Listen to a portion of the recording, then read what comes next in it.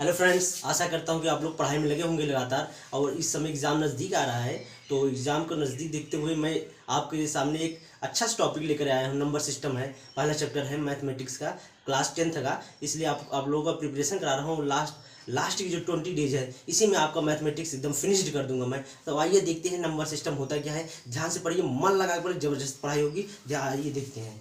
तो क्या पहला टॉपिक हो गया आपका वृक्ष गुणनखंड। पहला टॉपिक क्या हो गया आपका? वृक्ष गुणनखंड। पहला टॉपिक है आपका वृक्ष गुणनखंड।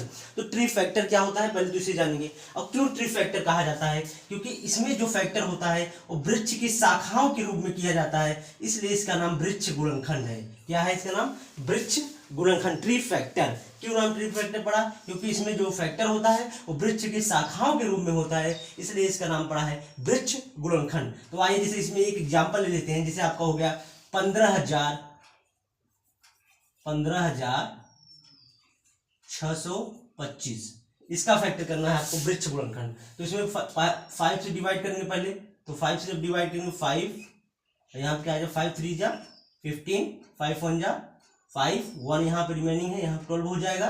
तो 5 2 जा 10, 2 रिमेनिंग, 5 5 जा 25। उसके बाद 5 इसका भी फैक्टर करेंगे, फैक्टर करते जाइए इसे। 5 6 जा 30, 1 रिमेनिंग, 5 2 जा 10, 2 रिमेनिंग, 5 5 जा 25। तो फिर इससे 5 से फैक्टर करेंगे। तो 5 1 जा 5, 1 रिमेनिंग है ना, तो 5 2 जा 10, 5 5 जा 25। फिर इसके बाद फिर करेंगे तो क्या आ जाएगा यहाँ पे 25। फिर इसके बाद फिर करेंगे तो क्या आ जाएगा 5, फिर करेंगे तो 5 1 जा 5, लास्ट में 1 बचेगा। तो आपका फैक्टर क्या हो जाएगा 5 5 5 5 हो गया आपका, 5 हो गया 5, यानी फैक्टर हो जाएगा आपका 5 इंटू 5 इंटू 5 इंटू 5 इंटू 5।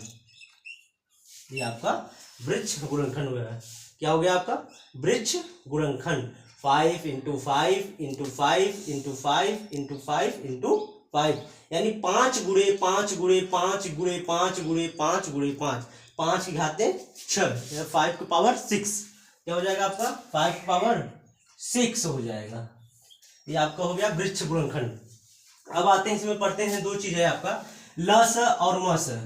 इस टॉपिक में आपको लस और मस पढ़ना पड़ेगा। दो ही टॉपिक इसमें है, लस और मस। तो पहले साधारण लस कैसे निकाला जाता है, फिर उसके बाद साधारण मस कैसे निकाला जाता है, दोनों को बताएंगे। चलिए आगे बढ़ते हैं, इसे मिटाते हैं। जैसे मान लीजिए आपका एग्जाम्पल तौर पे आ गया, मान लीजिए आपका एग्जाम्पल के तौर पर लस निकालना हो, दो संख्या हो। पहला हो गया आपका 8 हो गया, दूसरा हो गया आपका 64। इन दोनों का लस निकालना हो तो कैसे निकालेंगे? आप लोग को पता है लस कैसे निकाला जाता है। फैक्टर करेंगे पहले इसका।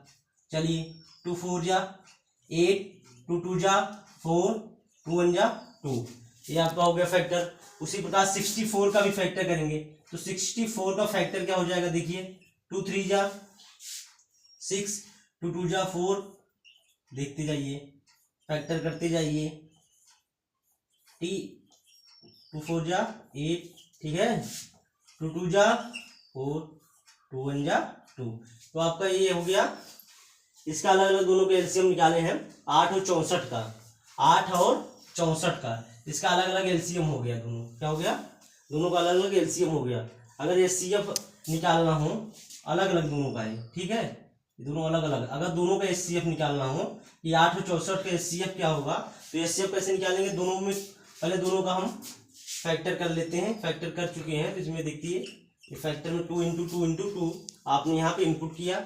उसके बाद 64 का क्या हो जाएगा 2 इंटू 2 इंटू 2, उसके बाद 2 2 2, यानी 2 2 जा 4, 2 जा 8, 2 जा 16, 2 जा 32, 32 2 जा कितना हो जाएगा 64 हो जाएगा। तो दोनों में कॉमन क्या है, एचसीएफ लेना है आपको।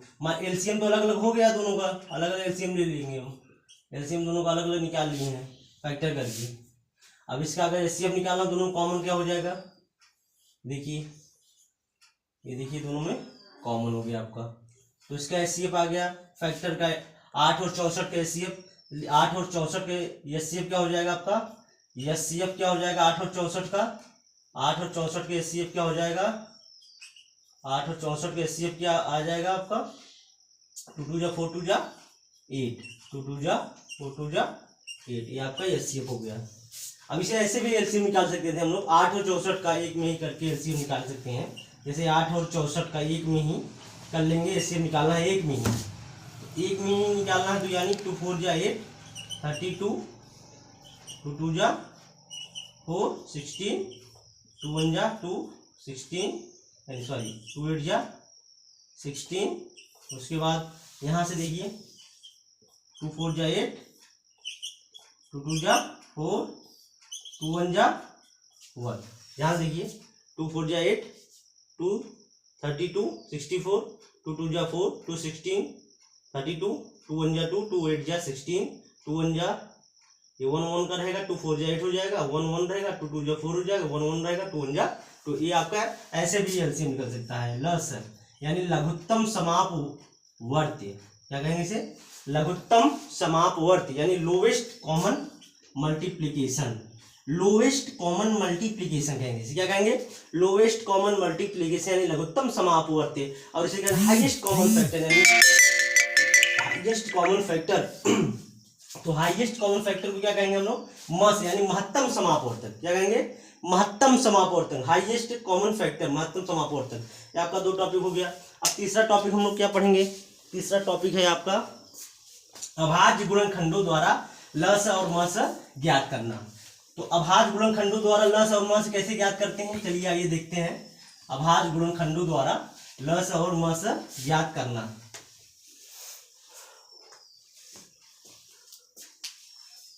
अभाज्य गुणनखंडों द्वारा, अभाज्य गुणनखंडों द्वारा लस मस ज्ञात करना। अभाज्य गुणनखंडों द्वारा लस और मस ज्ञात करना। तो इसमें बाई प्राइम फैक्टराइजेशन मेथड से आपको एलसीएम और एचसीएफ निकालना है। By prime factorization method, by prime factorization method से आपको एलसीएम एंड एचसीएफ ज्ञात करना है, निकालना है दोनों को। By factorization, prime factorization method.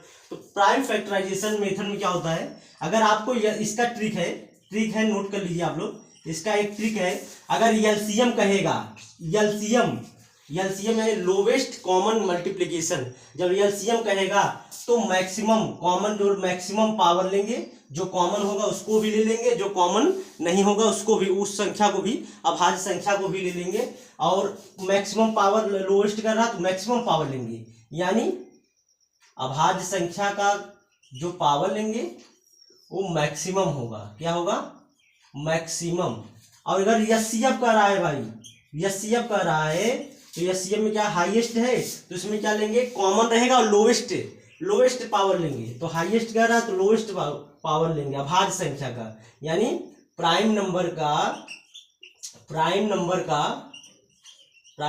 का आपको मिनिमम पावर लेना है, मिनिमम पावर लेना है, प्राइम नंबर का मिनिमम पावर लेना है। किसमें, एचसीएफ में, एलसीएम में अभाज्य संख्या यानी प्राइम नंबर को मैक्सिमम पावर लेना है। जैसे एक एग्जांपल देख लीजिए एलसीएम का, जैसे आपको प्राइम फैक्टर करके एलसीएम निकालना है, तो एक एग्जांपल आपको उदाहरण देते हैं, उदाहरण से समझिए कैसे निकालना है आप लोगों को प्राइम फैक्टराइजेशन मेथड से एलसीएम और एचसीएफ। आइए देखते हैं। एलसीएम जैसे निकालना है आपको 4 और 64 का बाई फैक्टराइजेशन मेथड से। तो देखिए पहले तो 4 का क्या हो जाएगा, 2 × 2, उसके बाद 64 का क्या हो जाएगा, 2 × 2 × 2 × 2। तो इसमें कॉमन क्या है, 2 क्या है, कॉमन है इसमें, देखिए ये भी 2 कॉमन है, ठीक। लेकिन अब बचे क्या है, ये सब बच गए, तो जो कॉमन है उसको भी ले रहे हैं, जो कॉमन नहीं है उसको भी ले रहे हैं। तो क्या होगा इसका एलसीएम मैक्सिमम पावर क्या हो जाएगा, मैक्सिमम पावर ले लीजिए, मैक्सिमम पावर इसका क्या हो जाएगा, 1 2 3 4 5 6 हो जाएगा, मैक्सिमम पावर 2 की पावर 6 हो जाएगा। इसका एलसीएम क्या हो जाएगा 2 की पावर 6 मैक्सिमम पावर क्या आ जाए 2 की पावर 6 हो जाए। जो कॉमन उसे भी ले लीजिए और जो कॉमन ना हो उसको भी ऐड कर लीजिए, ठीक है। तो 2 पावर क्या हो जाएगा 6 हो जाएगा इसका एलसीएम। अगर ये सीएफ निकालना हो इसका, तो यह सीएफ निकालना हो, यह सीएफ निकालना हो, तो यह सीएफ आपको निकालना है प्राइम नंबर मिनिमम पावर। तो यह सीएफ निकालना, देखिए इसको ऐसे भी कर सकते हैं, 2 की पावर 2 हो जाएगा, यहाँ क्या हो जाएगा 2 की पावर 6, तो मैक्सिमम पावर 2 की पावर 6 है, इसी को ले लिए, तो ये आपका आंसर हो गया। अब प्राइम नंबर मिनिमम करेंगे, एचसीएफ निकालेंगे। तो एचसीएफ आपको निकालना है, तो एचसीएफ के लिए क्या करेंगे, प्राइम नंबर मिनिमम पावर होना चाहिए। प्राइम नंबर फैक्टर करेंगे, इसकी प्राइम फैक्टराइजेशन करेंगे, 4 का क्या हो जाएगा 2 इंटू 2 हो जाएगा, 64 का जानते ही हैं आप लोग कितना हो जाएगा 2 इंटू 2 इंटू 2 इंटू 2 इंटू 2 यानी इंटू 2 की पावर 6, 2 2 जा 4 2 जा 8 2 जा 16 2 जा 32 2 जा 64। और दोनों में कॉमन क्या है, दोनों में कॉमन क्या है 2 2 आपका क्या है कॉमन है, तो क्या हो जाएगा इसका एचसीएफ 2 2 जा इसका एचसीएफ क्या आ जाएगा आपका 4, 2 2 जा 4 कर लीजिए। या मिनिमम पावर क्या हो जाएगा, इसका पावर हो जाएगा 2 पावर 2 और इसका पावर हो जाएगा 2 पावर 6, तो मिनिमम पावर क्या है 2 पावर 2, यही आपका आंसर हो जाएगा 2 पावर 2। यही आपका बाय प्राइम फैक्टराइजेशन मेथड से एलसीएम और एचसीएफ कैसे निकाला जाता है, आप समझ गए। चलिए इसका स्क्रीनशॉट लीजिए, आगे चलते हैं। ले लीजिए स्क्रीनशॉट, ले लिए, चले आगे, ठीक, नोट कर लीजिए। अब अगला टॉपिक आपका क्या है, अगला टॉपिक आपका क्या है, चलिए अगला टॉपिक, ये क्वेश्चन है,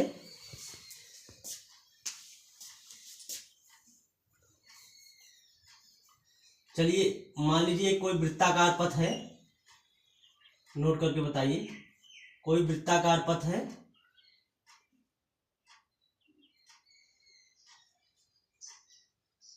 कोई वृत्ताकार पथ है, यहां से बी पॉइंट से राम दौड़ना स्टार्ट करता है और पुनः बी पॉइंट पे पहुंचने पर उसे 12 मिनट का समय लगता है। और सेम टाइम माने उसी समय राम के साथ श्याम भी रनिंग करना स्टार्ट करता है, यानी दौड़ना स्टार्ट करता है, उसको बी पॉइंट पे पुनः पहुंचने में 16 मिनट लगता है, 16 मिनट लगता है। तो दोनों एक साथ कब मिलेंगे, तो दोनों एक साथ कब मिलेंगे, यही आपका क्वेश्चन है, दोनों एक साथ कब मिलेंगे। तो जो दोनों एक साथ मिलने के बाद आ जाए, जहां पर जुड़ने की बात आ जाए, तो वहां पे एलसीएम निकाला जाता है। चलिए पहले फाइंड आउट एलसीएम,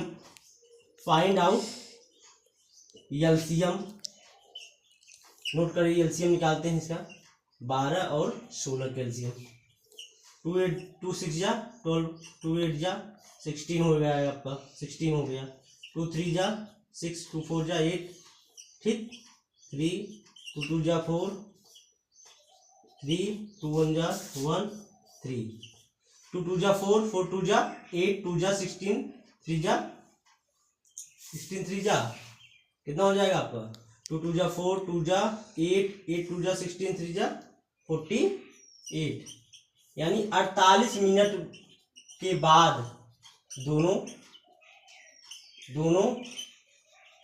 एक साथ मिलेंगे, 48 मिनट के बाद दोनों एक साथ मिलेंगे। नोट कर लीजिए, इसे स्क्रीनशॉट ले लीजिए इस क्वेश्चन का।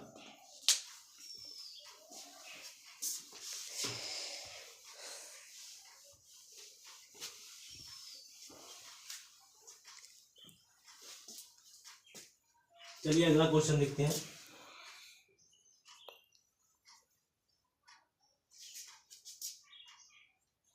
इस पे दो संख्याओं का गुणनफल फार्मूला है आपका, नोट कर लीजिए, दो संख्याओं का गुणनफल दो संख्याओं का गुणनफल बराबर, फार्मूला क्या होता है, म स गुणे ल स। क्या होता है, म स गुणे ल स, यानी प्रोडक्ट ऑफ टू नंबर, क्या लिखेंगे, product of two number is equal to HCF into LCM। Product of two number is equal to HCF into LCM। ये फार्मूला यहाँ पर दो संख्याओं का गुणनफल बराबर होता है म स गुणे ल स।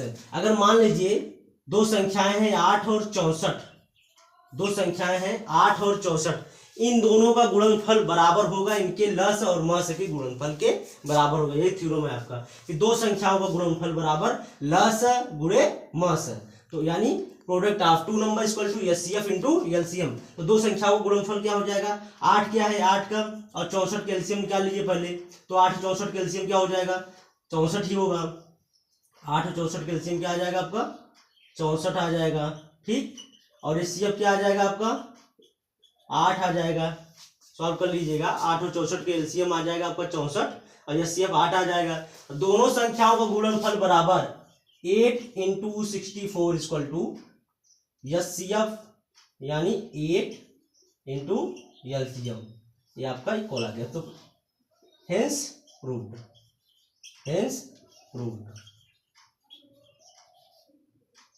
इति सिद्धम, ठीक, नोट कर लीजिए, इति सिद्धम, इसकी शॉर्ट ले लीजिए। दो संख्याओं का गुणनफल बराबर म स गुणे ल स, product of two number equal to HCF into LCM। यही आपका फार्मूला है, इसे नोट कर लीजिए। ये आपका क्या हो गया, सूत्र है, इस चैप्टर का सूत्र है, नोट कर लीजिए, इसके शॉर्ट ले लीजिए। चलिए आगे ले लीजिए स्क्रीनशॉट, ठीक। चलिए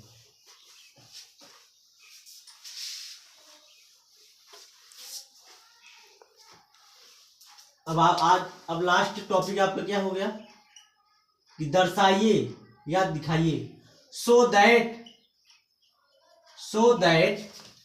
5 प्लस √3 इज इरेशनल, यानी दर्शाइए कि 5 धन √3 अपरिमेय संख्या है। यही आपको निकालना है, यही आपका टॉपिक है यानी क्वेश्चन आपका है कि सो दैट दिखाइए कि 5 प्लस √3 इज इरेशनल। तो आपको दर्शाना है कि 5 प्लस रूट यानी कर्णिक 3 क्या है आपका, अपरिमेय संख्या है। यही आपको दिखाना है यानी दर्शाना है। तो कैसे दर्शाएंगे, मान लीजिए विरोधाभास, मान लीजिए आपका इसका अपोजिट एजम्पशन करिए। तो 5 प्लस √3 मान लीजिए आपका क्या हो गया, रेशनल नंबर है। क्या हो गया, मान लीजिए हमने कि रेशनल नंबर हो गया, इसका एजम्पशन हमने अपोजिट किया, मान लीजिए रेशनल नंबर हो गया, ठीक है, रेशनल नंबर हो गया, अपोजिट इसका एजम्पशन किए। तो यहां से 5 बराबर हो जाएगा आपका, ध्यान देखिए, सॉरी, √3 इक्वल टू हो जाएगा A/B - 5। तो A/B - 5, ये भी आपका रेशनल नंबर है। जब ये रेशनल नंबर है तो √3 भी रेशनल नंबर है। तो क्या लिखेंगे, A/B - 5 इज इरेशनल नंबर, इसे इरेशनल नंबर A/B - 5 अपरिमेय संख्या है, यानी परिमेय संख्या है, सॉरी, A/B - 5 क्या है आपका, परिमेय संख्या है। क्या है, परिमेय संख्या है, A/B यानी A/B - 5 परिमेय संख्या है। इसलिए √3 भी एक अपरिमेय यानी परिमेय संख्या होगी। क्या होगी, परिमेय संख्या होगी। लेकिन यह हमारा एजम्पशन क्या है, विरोधाभास, हमने गलत एजम्पशन से प्राप्त किया है। इसलिए जब गलत एजम्पशन है कि A/B - 5 रेशनल नंबर होगा तो √3 भी रेशनल नंबर होगा, गलत एजम्पशन है। इसलिए जब गलत एजम्पशन के कारण ये प्राप्त हुआ है, इसलिए √3 आपका अपरिमेय संख्या होगा। विरोधाभास है भैया, अपरिमेय संख्या होगा। विरोधाभास के कारण हमने इसे दिखाया, दर्शा दिया है कि अपरिमेय संख्या होगा। आप लोग पेपर में और अच्छे से लिख लेना, शॉर्ट फॉर्म में आप लोग को बताया है। और इससे इतना समझ लीजिए, इतना टॉपिक अगर आपने पुष्टि कर दिया पेपर में इतने टॉपिक का, तो इसमें आपको अच्छा नंबर प्राप्त हो जाएगा। इसे और अच्छे शब्द में बढ़ा कर लिखिएगा एग्जाम में आप लोग, और 2-3 लाइन और भी इसमें बढ़ सकते हैं। यहाँ तक तो आपका जो है मेन टॉपिक यही है कि a/b-5 आपका अगर रेशनल है तो उसके इक्वल में √3 है, ये भी आपका रेशनल हो जाएगा। लेकिन जो हमने लेटेस्ट एजम्पशन किया था, हमने जो माना था यानी एजम्पशन किया था, वो हमारा विरोधाभास गलत एजम्पशन के कारण ये हमें प्राप्त हुआ। इसलिए √3 एक अपरिमेय संख्या ने, √3 is an irrational number, √3 is an irrational number. Prove that, तो हेंस प्रूव्ड, इसे नोट कर लीजिए, स्क्रीनशॉट ले लीजिए। हेंस प्रूव्ड आपका चैप्टर फिनिश्ड हो गया है। 1-2 क्वेश्चन और है, बाकी आप कर लीजिएगा। और इस चैप्टर में कुछ है नहीं, बाकी टॉपिक हमने आपको दर्शा ही दिया है व्हाइट बोर्ड पर, बाकी आप समझ गए हैं। स्क्रीनशॉट ले लीजिए इसका। अब आगे की क्लास, अगला क्लास होगा वो चलेगा जो आपका, वो अगले चैप्टर यानी पॉलिनोमियल का चलेगा। ध्यान से पढ़िए, अगला चैप्टर पॉलिनोमियल का है, पढ़ के आइएगा आप लोग। पॉलिनोमियल पढ़ाएंगे अगला चैप्टर। बहुपद, एक ही चैप्टर में हर एक चैप्टर यानी एक टॉपिक पर, एक टॉपिक में एक चैप्टर फिनिश्ड करेंगे। 20 डेज का टारगेट है, 20 डेज का टारगेट है कि 20 डेज में मैथमेटिक्स पूरा फिनिश्ड कर देंगे हम। 20 डेज का टारगेट है, क्योंकि लास्ट समय है एग्जाम का, समय ज़्यादा नहीं है आप लोगों के पास, इसलिए लास्ट समय पे, लास्ट टाइम पर ध्यान में पढ़ाएंगे। और मन लगा के पढ़िए आप लोग, और जल्दी से जल्दी इसे ख़त्म करिए, क्योंकि आपके पास समय नहीं है। आप लोगों को फिजिक्स भी पढ़ाना है, उसका भी इसके साथ पैरेलल क्लास चलाएंगे, फिजिक्स का भी और केमिस्ट्री का भी चलाएंगे। इसलिए आप लोग मन लगा के पढ़िए, अच्छा नॉलेज देंगे आप लोगों को, अच्छा नॉलेज देंगे। आप लोगों को ऐसा नॉलेज कहीं प्राप्त नहीं हुआ होगा, किसी भी कोचिंग में मटेरियल नहीं प्रोवाइड किया जाएगा, और आप लोगों को मटेरियल भी प्रोवाइड करेंगे। इसलिए यहाँ की क्लास बस यहीं स्थगित करते हैं। जय श्री राम।